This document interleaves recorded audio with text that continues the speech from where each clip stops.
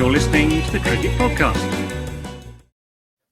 Hello, everyone, and welcome back to the Cricket Podcast for our IPL 2024 team preview episode. It's part one, and it's part three of part one, and we were up to the Sunrisers Hyderabad, which is the perfect time to remind you to sunrise your subscription to the Cricket Podcast by clicking like and subscribe if you're on YouTube, or follow if you're on Apple, Spotify, or an audio platform. Take you 2 seconds. You can do that on your phone right now while I'm speaking. So get it out your pocket, wherever you are, probably on a train to work or in your hammock, and do that. And if you really like the show, you can sign up to Patreon, patreon.com/thecricketpod. One of the top things that Patreons get is access to a Discord, which is a round the world forum, basically, of cricket fans, a live messaging chat service of cricket fans who will be properly involved in the IPL. So if you like chatting cricket, you like reacting to it in real time, but you kind of hate Twitter,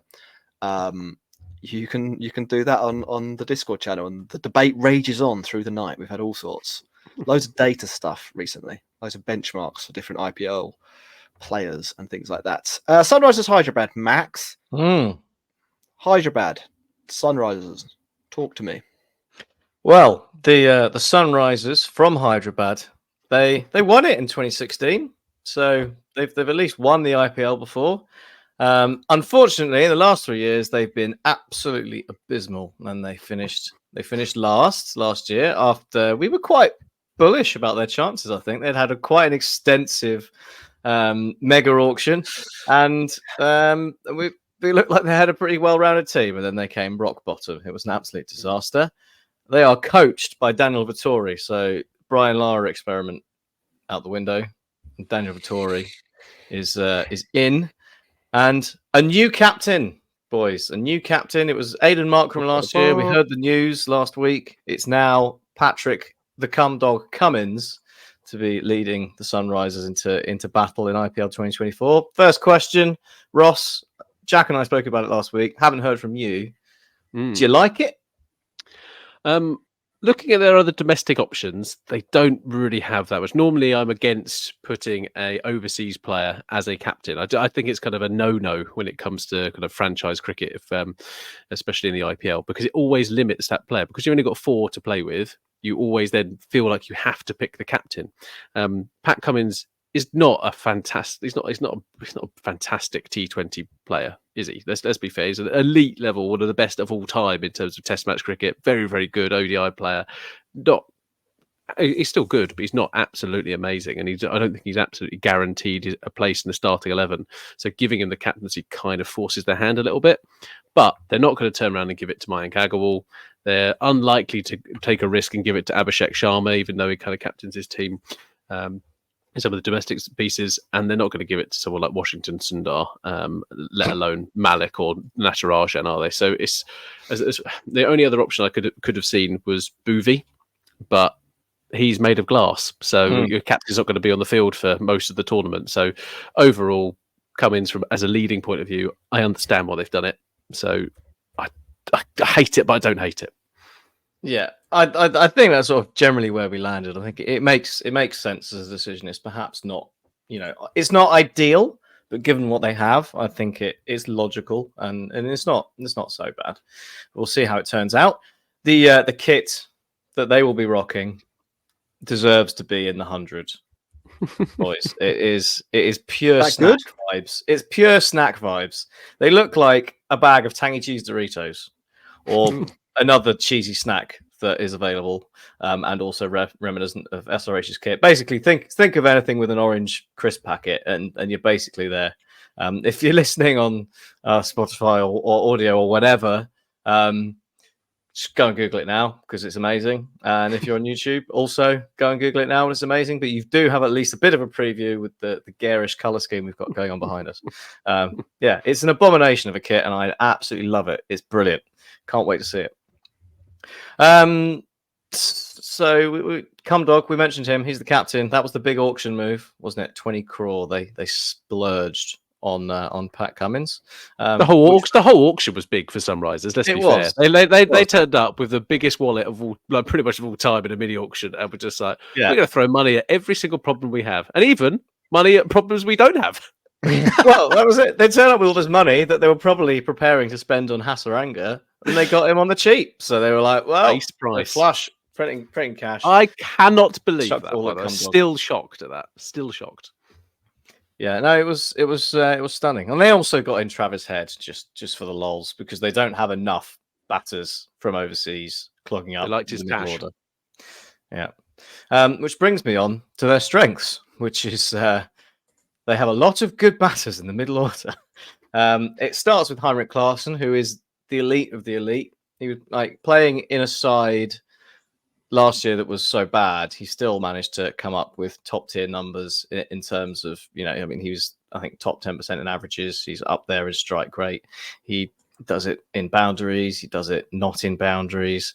He does it off pace. He does it off spin. He's an incredible player, and he hasn't looked back in about 4 years, I think, since he had COVID and recovered. He's just not stopped being insane. Whatever format, ODIs, T20s, SA20, international, IPL, doesn't matter. The 100, he's incredible.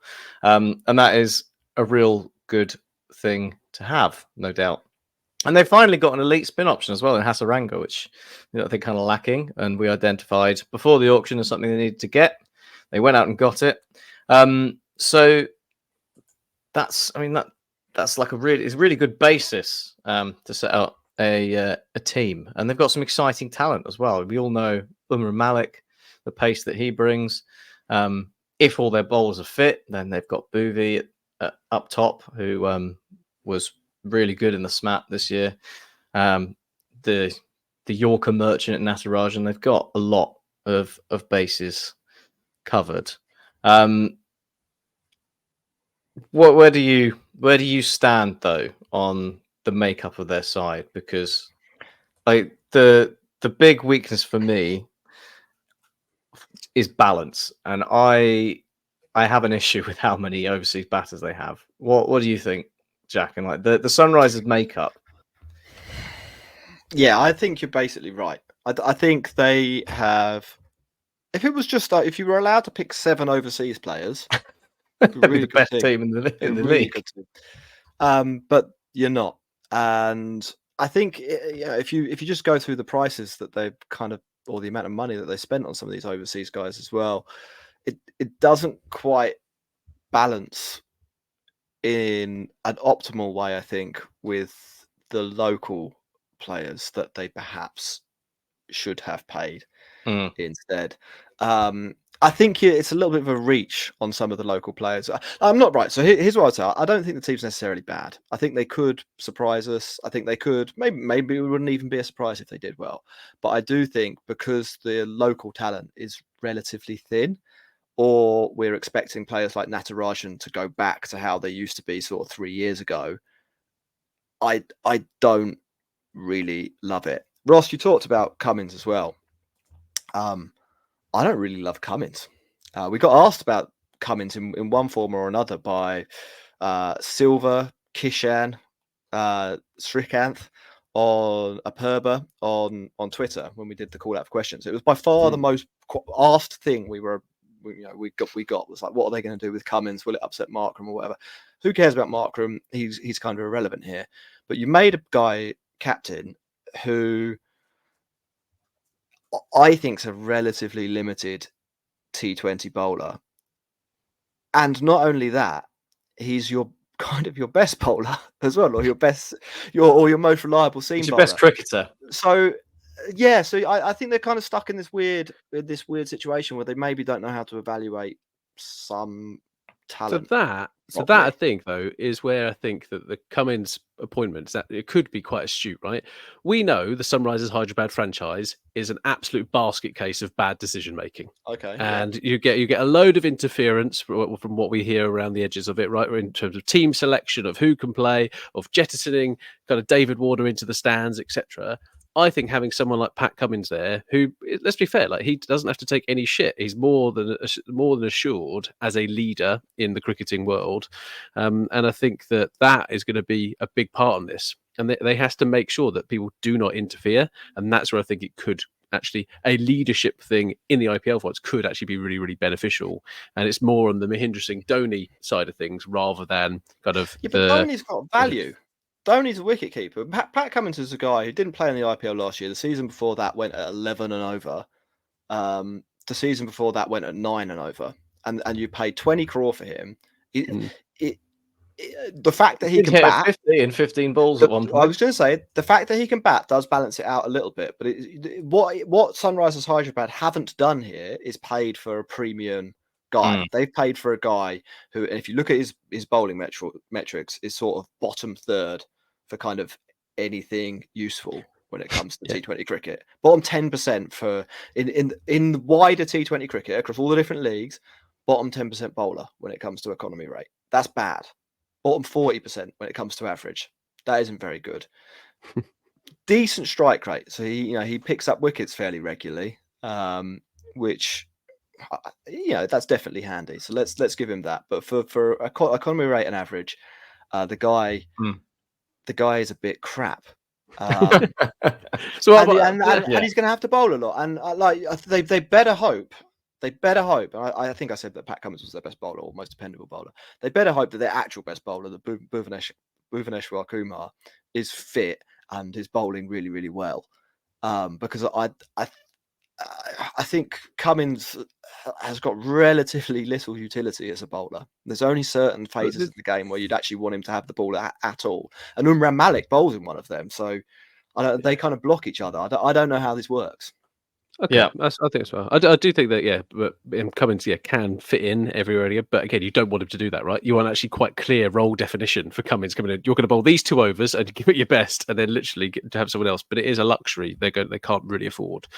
I do disagree with both of you on the domestic players point, actually. I think actually having Agarwal in there, he's had an awful season or two, but he's a decent player. Abhishek Sharma's got an awful lot of a ceiling, I think, to kind of work into. Washington Sundar has value, I think, in a T20 side to a certain extent. And then Bhuvi, Umran Malik and Natarajan, although they are kind of a little bit unreliable from an injury perspective, they do offer value if they can stay fit. And then Rahul Tripathi, I've not mentioned him. He's a decent player. Yeah, but I mean, Rahul Tripathi. Let's name them, right? Mayank Agarwal, Abhishek Sharma, Rahul Tripathi, Abdul Samad, Washington Sundar, Bhuvi, Natarajan, right? Let's name some of the others that we've spoken about already on this show. Jasprit Bumrah, Rohit Sharma, Ishan Kishan, Suryakumar Yadav, Hardik Pandya, Ashwin, Chahal, Jaiswal. It's not even close, is it? Like they're fine. It is a good point. They're fine, and there's a chance that they will be good. Agarwal was horrendous last year. We thought that was a really good grab for them from Punjab, and he turned out to be awful. Abhishek, really exciting. Rahul Tripathi's a good player, and he did quite well. Abdul Samad might be brilliant, but also might be absolutely dreadful. I mean, Washington Sundar, 8.75 crore on him is absolutely criminal. I didn't realise they spent that much. That's outrageous. And Bhuvi, like you say, Bhuvi is class, but he's made of glass. So I mean, that's good matchup player. A good matchup player. Maybe. But it's not good enough to win a tournament. It's another great example of what I was saying about a team that doesn't know how to evaluate talent. Like, here's a guy who, if you were constructing a test IPL, would be pretty valuable. Like a guy who might be able to bat number 6 for you and bowl quite a lot of overs as well. But in T20 cricket, he is basically just a bowler. Like, his batting is, unless something has happened, and sometimes this does happen and we're completely blindsided, unless something has happened that we don't know about, this guy is a bowler. He's got a career average strike rate of below 120, which would make him below. I don't want Sundar in my side. I don't want him in my side. But I can see why people think he has value. But he might not even get in my side. But okay, we have to cover the car. We have to have the car. Oh, we haven't even done the car. Right. It's just Sunrisers is so interesting as this. I know, they are so interesting. So much to talk about, and there's even more to talk about with the car. Have you guys heard of the Ford Pinto? No, around in the 1980s. then it's notorious for something. First things first, the picture I found of a Ford Pinto was bright orange, so that's one tick in the box. Yeah, that follows that. But like a Ford, right? You hear the name Ford, what do you think? Dependable, like on paper, good all rounder, nice safe car. And you look at the SRH squad, you look at it, and you're like, yeah, Clarkson, Cummins, Phillips, like big names, all good players. They're going to be great. Unfortunately, when they built the Ford Pinto, they put the fuel tank in the back of the car, and it meant that if it got rear-ended, it was highly likely to explode. There's literally just on Google Images, the fourth image is it on fire. Yeah, and it was absolutely notorious, basically, for blowing up. And Ford knew all about it, and it happened in all of their safety tests, apart from one where they put in a like steel reinforcing bar in front of the fuel tank.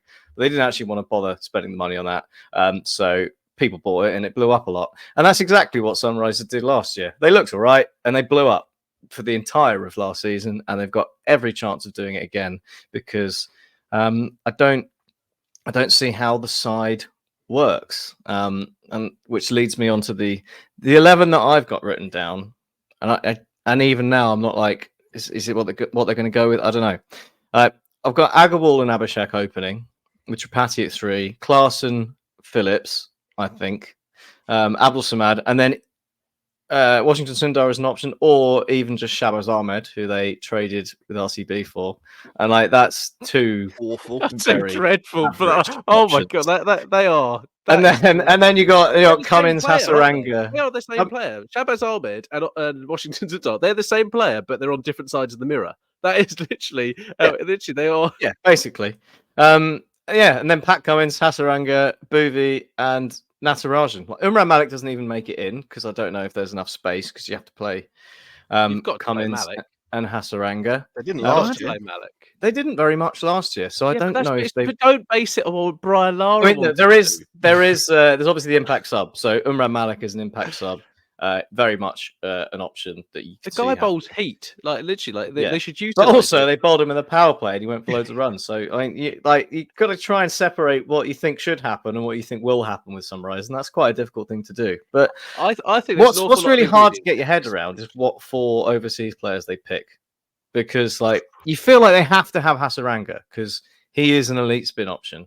They have to pick Cummins because he's the captain. They have to pick Clarkson because he is one of the best T20 batters in the entire world. And then you probably got to pick Glenn Phillips or Markram or Travis Head because otherwise your batting isn't really very good. But that means you're then leaving out Marco Janssen, one of Head or Markram, Fazal Haq Faruqi. And that's a lot of stuff to have sitting on the bench. And then you're thinking, well, they could free up an extra space by bringing in Mayank Markande, and then they don't play Hasaranga. And you're like, but Hasaranga's the guy they had to target at the auction. And you can just see how the whole approach to building if they play Markande over Hasaranga, just close the franchise down. Yeah. Just close the franchise down. Like you see the sort of arguments and like tailspins you get into with this side and how they put it together. And it becomes harder and harder to kind of get your head around what they're trying to achieve and what they're doing. It comes back to exactly what you're saying, Jack, about and Ross, about the way the franchise works and evaluating talent. And it's a real tough one to kind of marry up in your head about what they've got and what's going on. So Jack. Can I say one thing? Despite all of this, I don't want to completely write them out. I think that Hasaranga and Clarkson, and if Bhuvi stays fit, win games on so good. So good that they will win some cricket matches. And I think Tripathi, we haven't really talked about him, and it's probably a little bit unfair that he got lumped in with Washington Sundar as a crap domestic player, and probably the same for Abhishek Sharma, and maybe the same for Agarwal. Like there's potential upside for all 3 of those. So there is a world where this Sunrisers team does work. I don't think they're as hopeless as it might sound like we think they are. Yeah, but it is confusing what they're doing.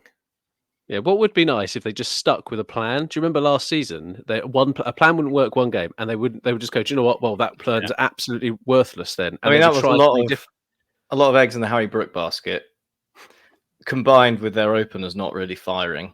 So, I mean, I kind of have a bit of sympathy for last year. But you can't go from one extreme to the other, and that's what they were kind of doing. And there has to be some consistency, and that's where I actually think the leadership in this team will actually come and show some of the value, not to the value of the millions of pounds they did pay on Cummins, but Vittori and Cummins in that space with the senior pros around them. I think I'm confident that Sunrisers are going to be actually competitive this year. They're a super interesting side. Like, of all the Really franchises that I've looked at, what we've looked at, I think like Sunrisers got to keep an eye on them because they're going to be like, they could explode. They could be absolutely terrible. They could explode. They could implode.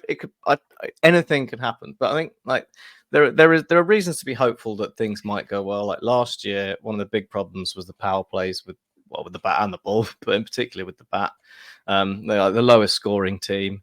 They lost an average of 1.7 wickets, which was, I think, the second worst of everyone. And that puts the middle order under pressure. If Agarwal can actually not be terrible and Abhishek, gets off to a fast start, then suddenly the whole complexion of the game changes for Sunrisers. So there are ways that things can go well. So it sounds like we're really down on them, but it's sort of more just about the fact that they've got a squad, an assembly of some quite good cricketers that you just don't see fitting together in a way to get the best 11 that you'd want, I suppose. Cool. Max, make a prediction and then we better move on. Otherwise, we'll spend an hour and a half on this pod. I think they'll miss out on playoffs. I think they'll do all right, but I'm feeling mid-table obscurity is where they'll end up. But better than 10th. So Sunrisers better than 10th. They've got to do better than last year. Yeah. Well done. Right, we're going to take a break. Then we're going to come back and we'll be talking Gujarat Titans, double finalist, one-time winner, victims of an absolute mugging. Don't like robbery.